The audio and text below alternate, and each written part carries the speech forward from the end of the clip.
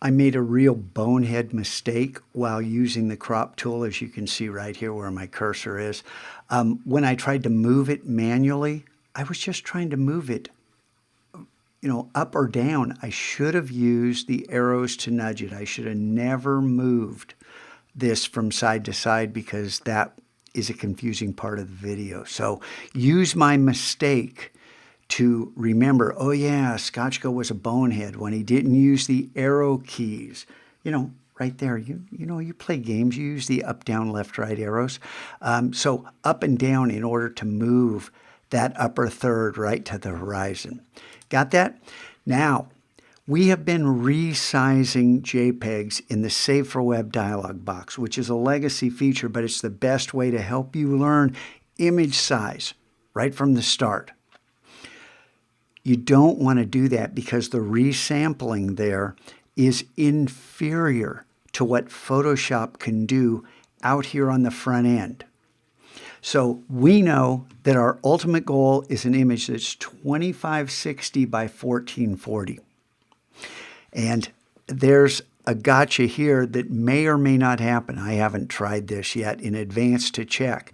But we're going to bring up the image size dialog box. I'm not going up here, guys. Image size. Learn this. Option Command I, Option Command C. We're using these two for the rest of the year over and over and over and over. Option Command I. And if you've got this thing in a little dinky window, come on, man. Click that button so we can see what's here. Now, the size, 3712. This is bigger than we need.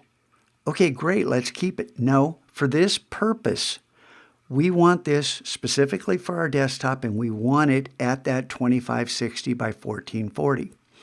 And, part of this is exercise, part of this has a reason behind it, but just trust me on this. So we're going to change this, but before we do, a couple things. This needs to be locked, not unlocked. That when this is not connected, you want this locked. So you change one, the other changes. Okay, don't worry about the resolution because this is for the computer. All we need is the width and height. We're not printing this. We need resample checked, and we want preserved details 2.0. Huge. This is new. This uses Adobe's AI, and it was kind of in beta mode in prior versions, and now it's out front. There's no need to change this except for really specific times. But for right now, this is what we want. And the reduced noise, I've talked about this before. Just trust me on that. We want to change this upper dimension to 2560. And then hit Tab. And it happened. I'm so glad this happened. Sometimes, and we want this at 1440. Sometimes a perfect 16 by 9 will have a pixel. Photoshop is rounding to the nearest pixel because it can't do 0.3 pixels or 0.7. So we have something that's too small in one direction. I'm really glad this happened. If that happens, you want it to be too big, not too small. So we can change this 1439 to 1440. And then hit Tab. And you see now we have 2561, which is too big. This is great. I'm so glad this happened because it lets me show you the canvas size and how to fix this problem.